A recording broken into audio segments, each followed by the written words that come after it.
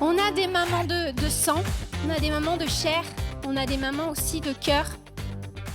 Et j'ai une maman aussi de cœur, Lucie, ma maman de cœur aussi, qui m'a adoptée dans sa famille. Merci de m'avoir adoptée, de m'avoir accueillie chez toi. Et j'aimerais encourager vraiment toutes les mamans ce matin, que vous soyez maman de chair ou que vous soyez maman de cœur. Merci à vous. Merci d'être là. Merci de nous soutenir. Merci de soutenir vos enfants spirituels, de soutenir vos enfants dans la chair. Merci de tout ce que vous faites pour nous. Et être maman, ben, c'est du travail, hein. En fait, on ne nous prévient pas. Quand on nous les livre, vous savez, quand on ouvre la porte et qu'on voit le bébé devant, dans le couffin, voilà, ça se passe comme ça. Hein. Eh bien, en fait, j'ai remarqué que tous les enfants ont un défaut de fabrication. Je ne sais pas si vous l'avez remarqué aussi, mais en fait, il n'y a pas de bouton pause. Et je ne l'ai pas trouvé, j'ai cherché partout, j'en ai eu 2, il n'y a pas de bouton pause. Ils ont tous ce défaut-là. Et alors, parfois, c'est dur de continuer, c'est dur d'avancer parce que on est fatigué. Alors, quand ils sont tout petits, c'est les couches, on nettoie le vomi, on nettoie un peu ce qui déborde. Il y en a qui rigolent, on sent que c'est du vécu. Et puis après, quand ça grandit, on est là pour les cauchemars dans la nuit, alors que vous dormez bien, vous savez, vers 3h du matin, le sommeil profond. « Maman, j'ai fait un cauchemar !» on est là, mais non, t'inquiète pas, ça va aller. Et puis, quand ça grandit, après, à l'adolescence, on croit que ça va se tasser, que c'est un peu plus calme. Mais non, parfois, 10h du soir, quand vous êtes prêt à dire « Bon, je vais bientôt me coucher parce que je commence à être fatiguée », et c'est là qu'un miroir se casse en 1000 morceaux et qu'on entend hein, « Maman !» C'est du vécu, ça date d'hier soir. Si vous cherchez ma fille, c'est le point rouge qui clignote là-haut. Eliona, je t'aime. Voilà, tout ça pour dire que même quand on grandit, on peut prendre aussi les clés de la voiture de nos parents et dire « Tiens, maman, je te rends les clés. Elle roulait bien, ta voiture. Merci pour la voiture. » Ça, c'est pas moi, c'est mon frère. Tout ça pour dire que, parfois, on en a marre et on a envie de baisser les bras. Et que parfois, ils n'arrivent pas forcément là où on veut qu'ils arrivent, hein, nos enfants. Mais qu'est-ce qu'on va faire ? Est-ce qu'on va ne plus les aimer ? Est-ce qu'on va arrêter ? Est-ce qu'on va baisser les bras ? Non, on va continuer encore. Et on va continuer de les aimer, on va continuer d'être là pour eux, on va continuer de les porter dans la prière, on va continuer. Et c'est vraiment ce thème que Dieu a mis sur mon cœur. Continue. Peut-être tu es là ce matin et tu es venu et tu te dis, je vais arrêter, j'arrête. Là, dans ma situation, dans mon couple, ça ne va pas. J'ai fait tout ce que j'ai pu, mais là, stop. Maintenant, j'arrête. Peut-être que c'est dans ton travail, peut-être que ça ne va pas et tu te dis, j'ai essayé de faire tous mes efforts, mais là, stop. Maintenant, j'arrête. Peut-être que c'est avec tes enfants, avec ta famille, avec tes parents. Et tu es là aujourd'hui, dans ta situation, et tu te dis, j'arrête. J'arrête parce que c'est trop dur. J'arrête parce que j'arrive plus, je renonce, je baisse les bras. Mais le Seigneur, ce matin, il veut te donner une parole. Et comme ce matin, Tony est venu et qu'il a apporté cette parole, vraiment continue. Ne renonce pas, ne baisse pas les bras. Le Seigneur a encore quelque chose pour toi. Alors continue encore. On va voir ce matin, on va lire un texte dans Marc 6, verset 35. Et on va voir au travers de ce texte que ça vaut le coup de continuer encore. Il y a quelque chose, il y a un but. Le Seigneur veut t'amener à un but. Peut-être tu passes par une tempête, tu es en pleine tempête et là tu te dis, je vois rien venir, il y a rien pour moi ici dans cette tempête. Et pourtant, on va voir au travers de ce texte, on va voir au travers de cette histoire que le Seigneur veut t'amener plus loin, qu'il y a quelque chose de plus pour toi. Mais ne renonce pas avant d'avoir gagné, avant d'avoir eu ta victoire. On pourrait se lever, s'il vous plaît, si la santé vous le permet. Comme l'heure était déjà bien tardive, ses disciples s'approchèrent de lui et dirent « Cet endroit est désert et il est déjà tard. » Et là, c'est le miracle des pains. On en a parlé il n'y a pas très longtemps. Quand il l'eut renvoyé, il s'en alla sur la montagne pour prier. Le soir venu, la barque était au milieu du lac et Jésus était seul à terre. Il vit qu'ils avaient beaucoup de peine à ramer car le vent leur était contraire. Vers la fin de la nuit, il alla vers eux en marchant sur le lac et il voulait les dépasser.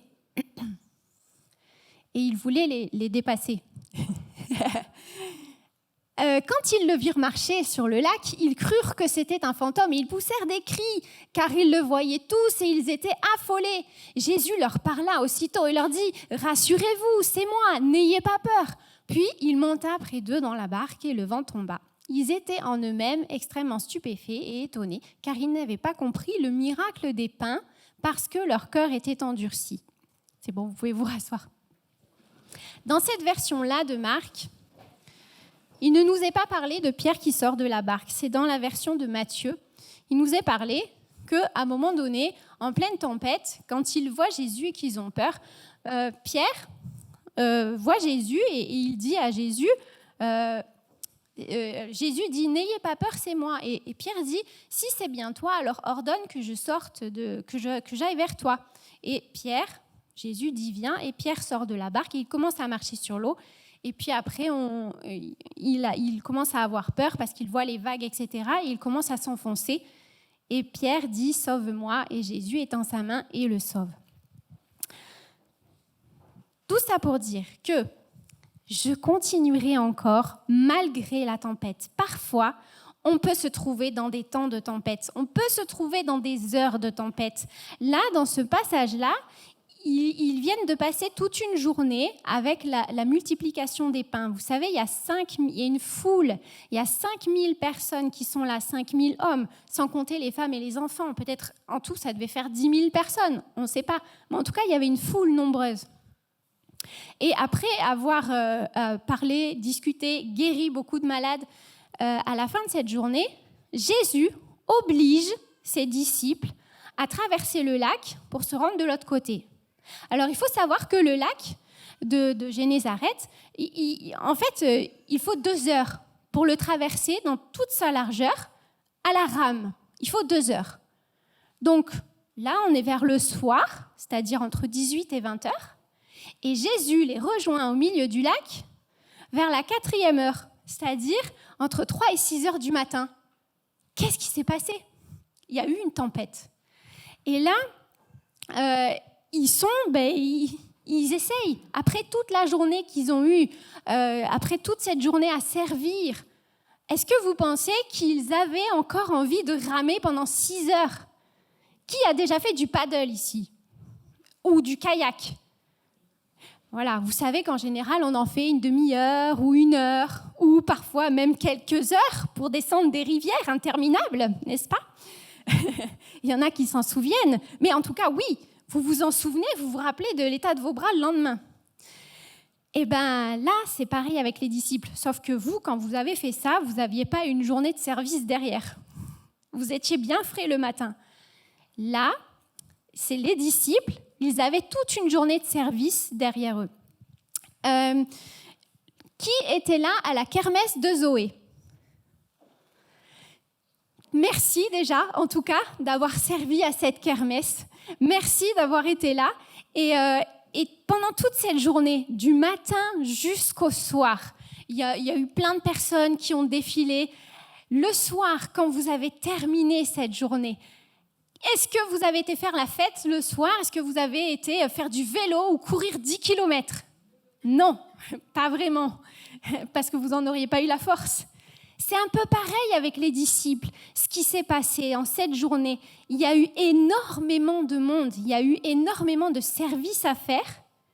Et là, le soir, Jésus les oblige à partir partir sur le lac et à ramer. Alors eux, dans leur tête, ils se disent, bon, c'est Jésus, on va lui obéir. Ok, on en a pour 2 heures. 2 heures, on est 12, on va se relayer. Hein. Sauf que 6 heures plus tard, ils ne sont pas arrivés encore. Ils sont dans la tempête, en train de se battre face au vent, en train de ramer, en train d'essayer de faire que la barque ne coule pas. Et peut-être toi, tu es en pleine tempête. Peut-être que tu te dis, non mais je n'étais pas préparée à ça. Pourquoi ça m'arrive maintenant ? Je suis pas en état là d'affronter ça. Pourquoi ça m'arrive pas quand, vous savez, des fois dans nos vies, il y a des passages qui sont creux. Il y a des passages où presque on s'ennuie. C'est là qu'il faudrait que ça arrive, les soucis, les galères, parce qu'au moins ça ferait un peu de rebondissement. Non, en général, ça arrive toujours au mauvais moment. Toujours quand on n'a pas le temps, non, c'est pas le moment.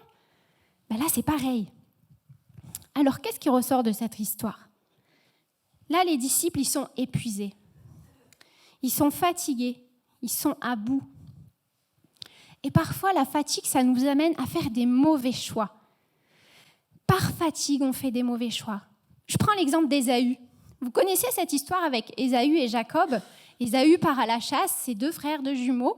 Et Ésaü part à la chasse et il rentre de la chasse. Il est fatigué, il est épuisé. Il a faim. Et son frère avait préparé un plat de lentilles extraordinaire. Et là, il est fatigué et il rentre, il dit « Donne-moi à manger ». Et là, Jacob, il négocie, il dit « Ok, je te donne à manger, mais tu me donnes ton droit d'aînesse ».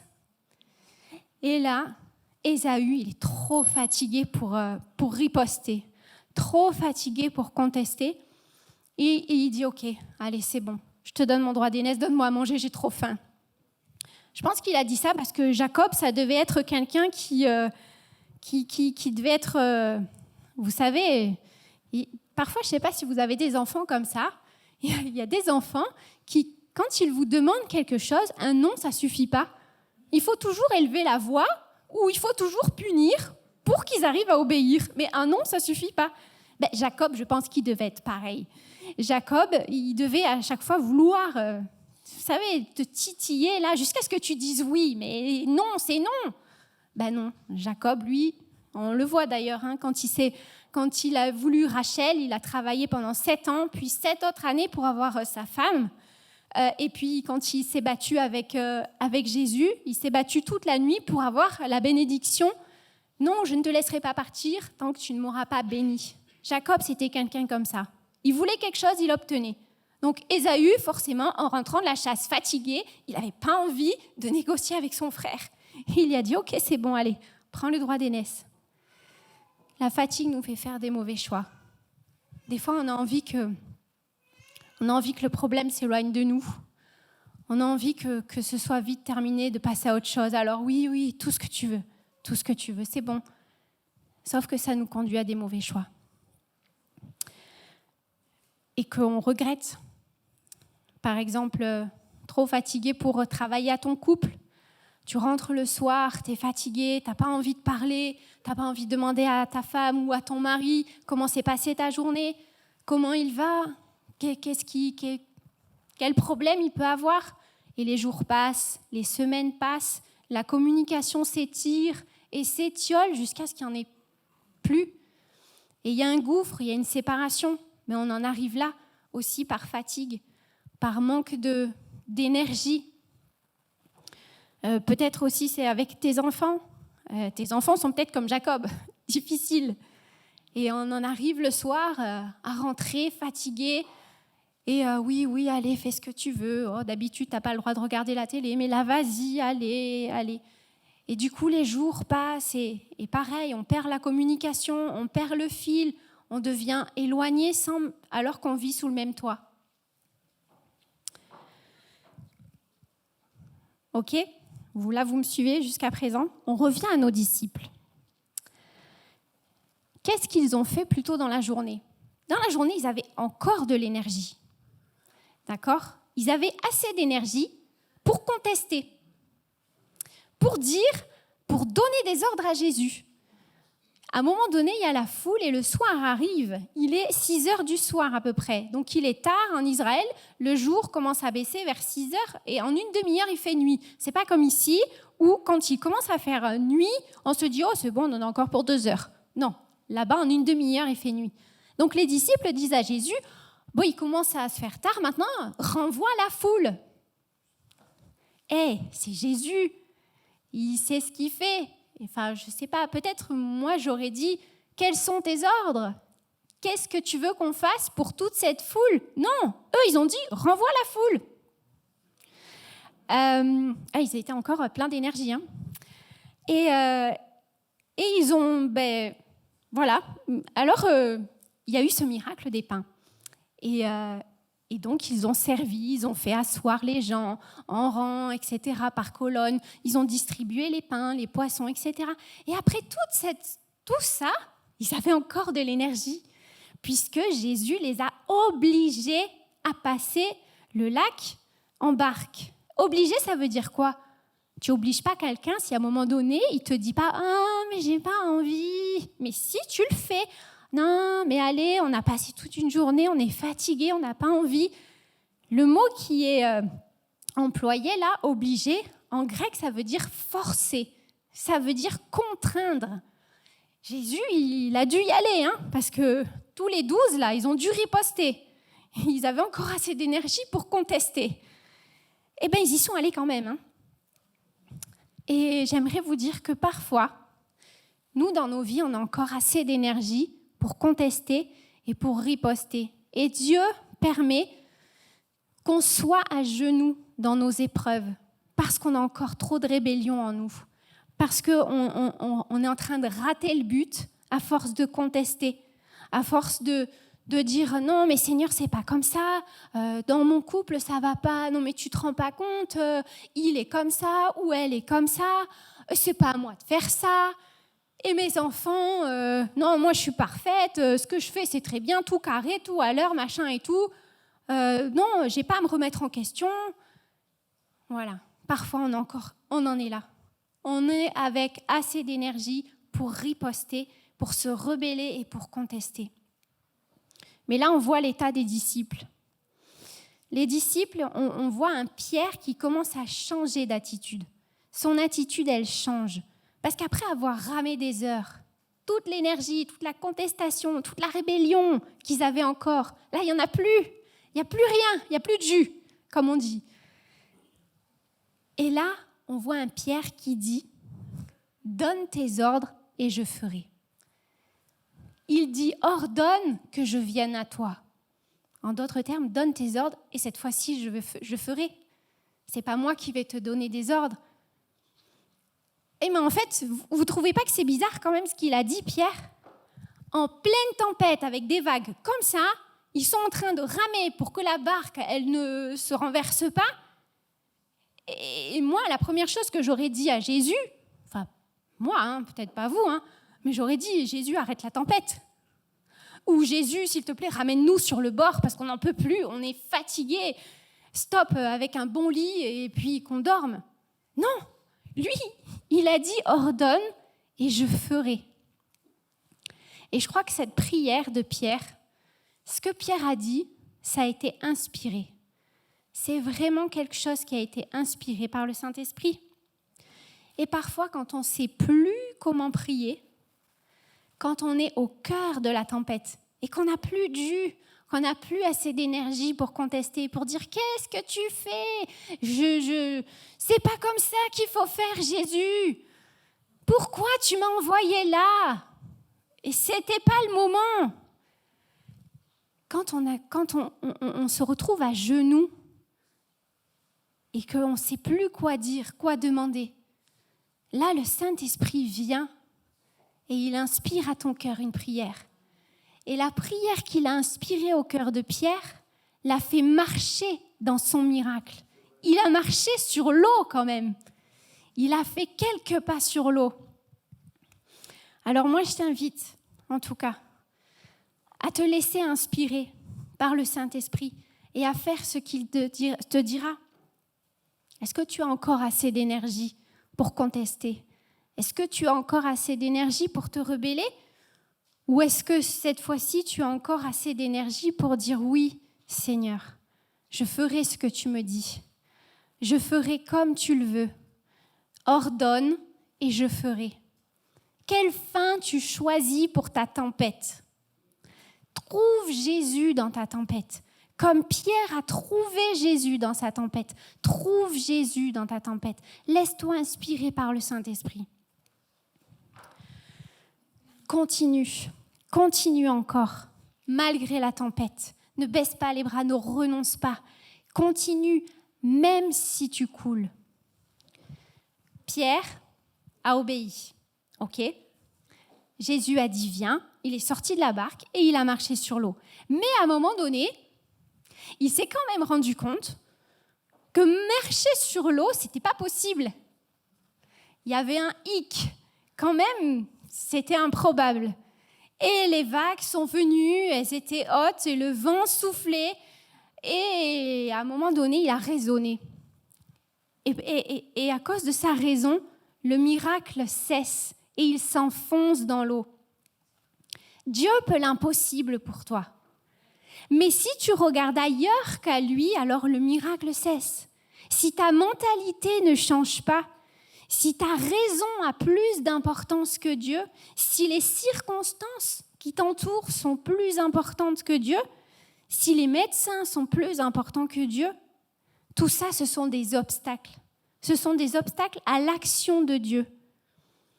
Alors tu as peut-être commencé un miracle dans ta vie. Il y a peut-être quelque chose d'improbable qui s'est passé. Mais ça s'est arrêté. Je t'encourage à continuer encore, à continuer et à regarder à Jésus. Qu'est-ce qu'a fait Pierre quand il a commencé à couler? Il a crié à Jésus et il a dit « Sauve-moi, sauve-moi ». Sauver en grec, ça veut dire sauver des mots qui font obstacle à la délivrance du Messie. En d'autres termes, délivre-moi du mal qui fait obstacle à toi, Jésus. L'obstacle, c'est quoi ces obstacles? Déjà, c'est une séparation. Vous savez, une course d'obstacles, quand un cheval, par exemple, un cheval doit sauter des obstacles, un cheval, il ne peut pas aller tout droit. À un moment donné, il y a quelque chose qui sépare, donc il doit sauter par-dessus. Un obstacle, c'est quelque chose qui nous sépare. Quels sont ces obstacles? Le doute, pour Pierre en tout cas, ça a été le doute. La peur, notre raison, l'orgueil. Jésus n'a pas laissé Pierre se noyer. Il lui a dit, déjà il l'a sauvé, et après il lui a dit « homme de peu de foi ». Homme de peu de foi, ça ne veut pas dire qu'il n'en avait pas. Il en avait. Et qu'est-ce que Jésus fait avec un peu? On l'a vu quelques heures plus tôt avec le miracle des pains. Il y avait un tout petit peu de pain, 5 pains et 2 poissons. C'était un peu, mais il en a fait des miracles. Il en a fait une tonne. Alors avec un peu, peut-être tu as un peu de foi. Peut-être dans ton épreuve, peut-être dans ta tempête, il te reste un peu de foi. Mais avec un peu, Jésus peut faire l'impossible. Jésus peut le multiplier. Il peut insuffler à ta foi quelque chose de grand et tu peux vivre ton miracle. Eh bien, on le voit en tout cas avec Pierre.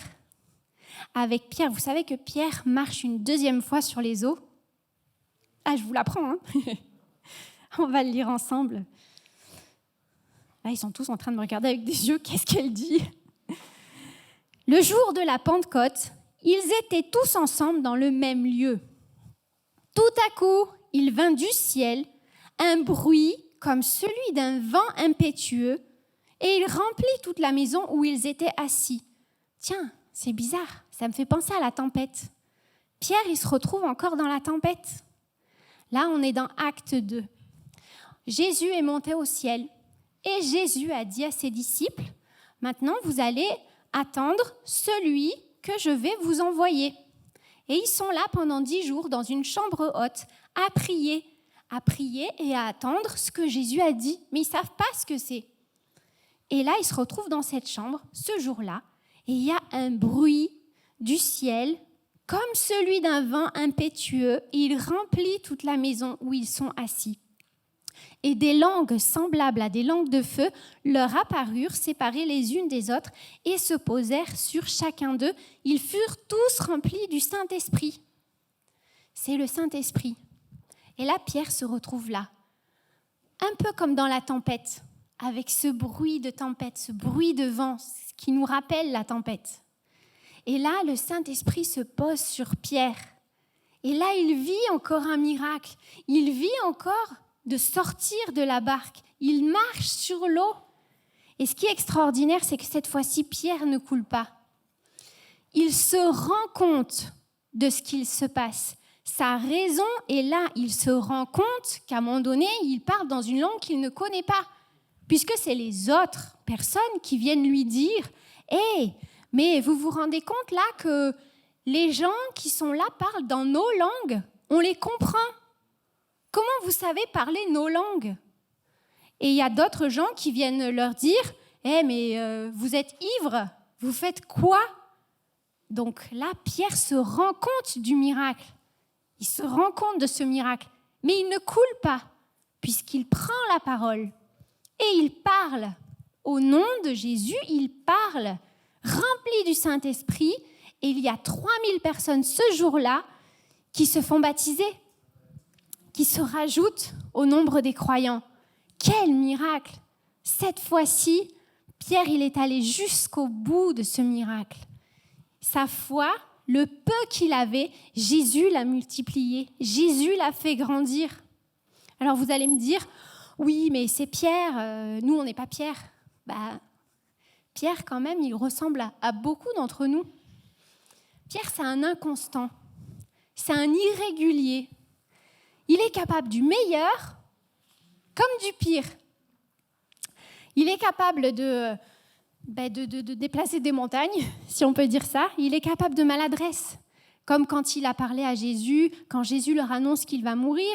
Et lui, il dit « Non, mais attends, fais venir une armée d'anges, et puis non, ça ne va pas se passer comme ça. » Jésus lui dit « Arrière de moi, Satan. » Quand même. Et Pierre, à un moment donné, renie 3 fois Jésus. C'est ce même Pierre dont on parle. C'est lui. Il est irrégulier, capable du meilleur comme du pire. Et nous, on est pareil. Nous aussi, parfois, on est capable du meilleur. Oui, Seigneur, j'irai jusqu'au bout. Je ferai ce que tu me dis. Je suis plein de zèle, plein de foi. Et puis, 2 minutes après, je suis fatiguée, j'ai pas envie. Non.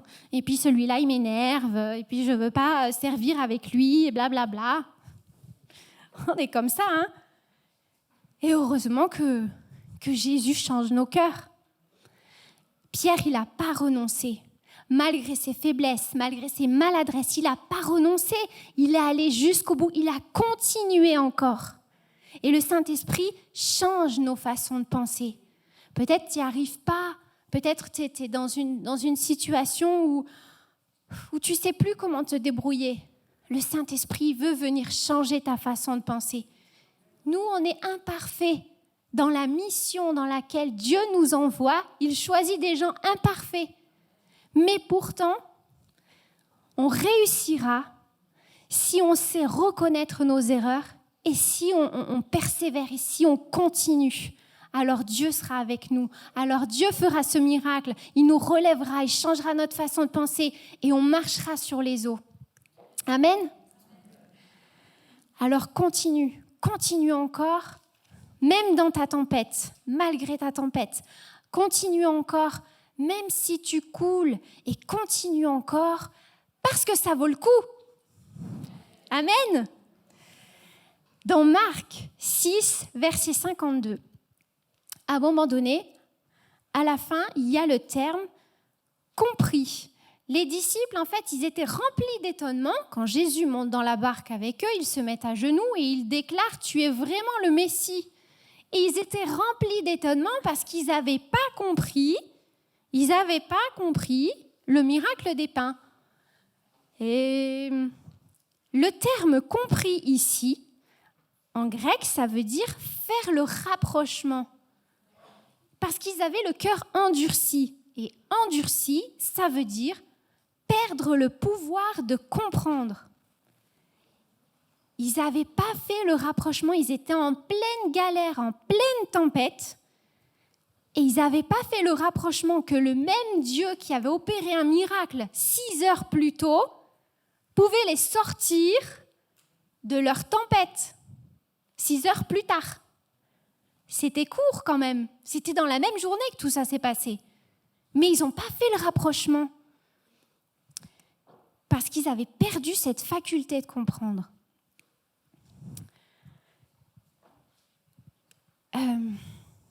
Dieu intervient dans ta galère.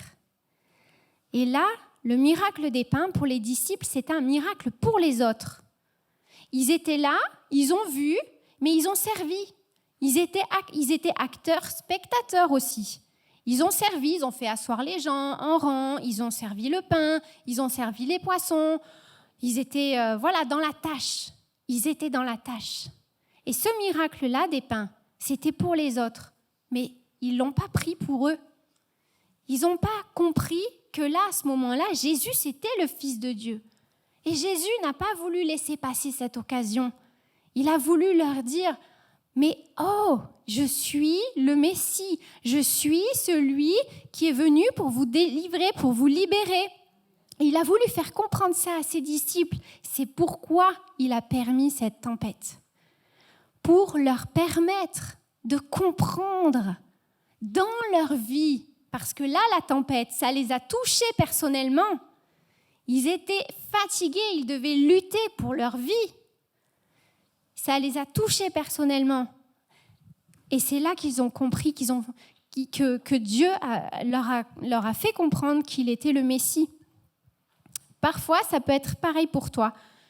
Dans ta famille, peut-être, ton grand-père ou ta mère ou quelqu'un de ta famille, peut-être a vécu un miracle. Mais et toi? De quelle façon ça a impacté ta vie? De quelle façon tu fais le rapprochement aujourd'hui? Peut-être que tu traverses une situation difficile et tu te dis « Ouais, mais bon, c'est le Dieu de mon grand-père.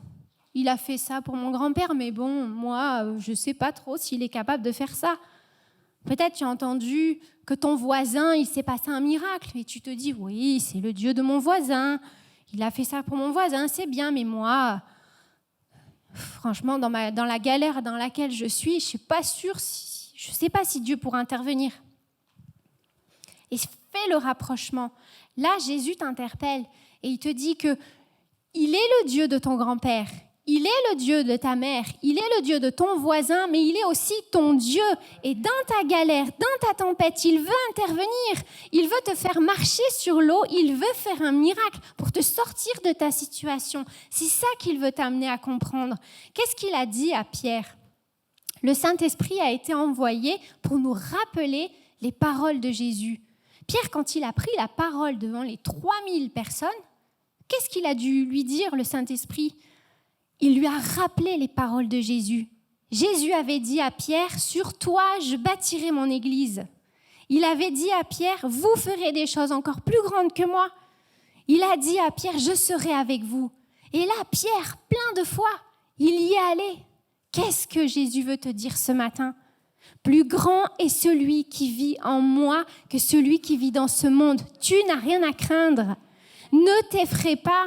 Ne t'inquiète de rien. Jésus est là dans ta tempête. Et il veut faire ce miracle. Alors comprends, fais le rapprochement. Pour terminer,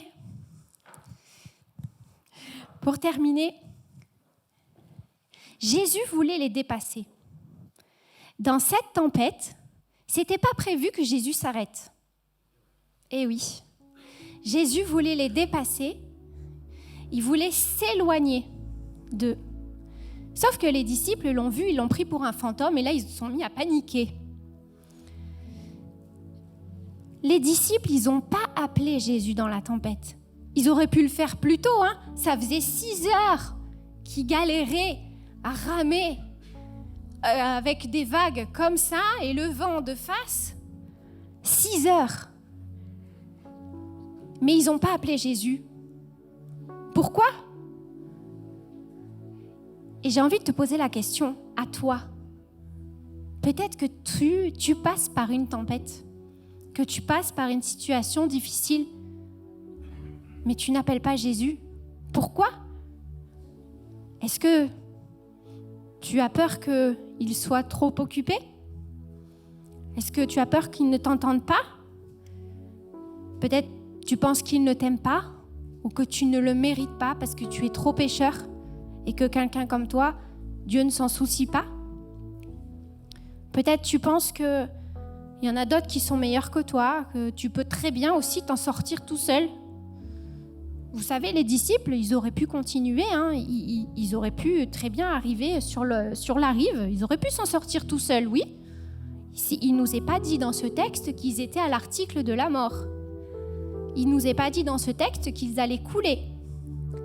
Il est dit juste dans ce texte qu'il y avait une tempête et qu'ils ramaient avec le vent de face et qu'il y avait des grosses vagues et que c'était dur, que ça faisait longtemps. Et peut-être toi, tu te dis, non mais je vais m'en sortir tout seul. Dans quel état les disciples auraient été s'ils avaient atteint l'autre bord, tout seuls, sans Jésus? Moi, je me mets à leur place.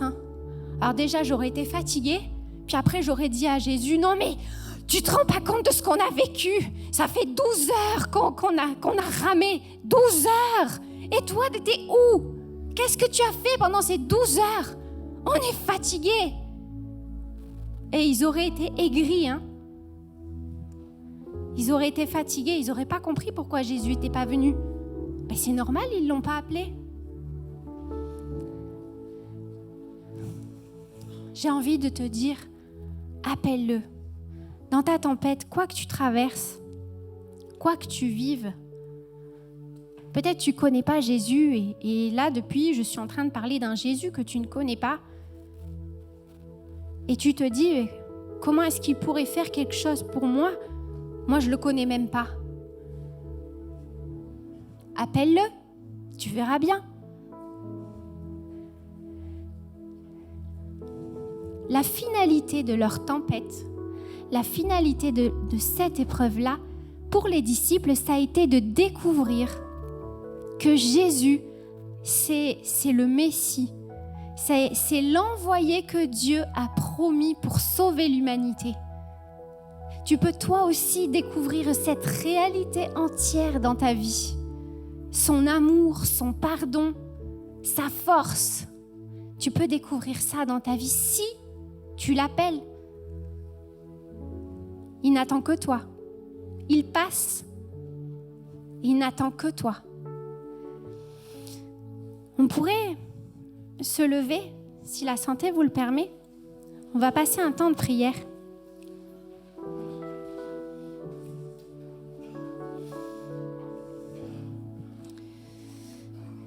Je continuerai encore, malgré la tempête, malgré le fait que ça fait des heures et peut-être des jours et des mois, peut-être des années que je suis dans cette galère. Mais Seigneur, je continuerai encore. Je ne veux pas baisser les bras, je ne veux pas renoncer, je veux vivre ce miracle. Je veux t'appeler et saisir ta main au cœur de la tempête. Jésus, sauve-moi.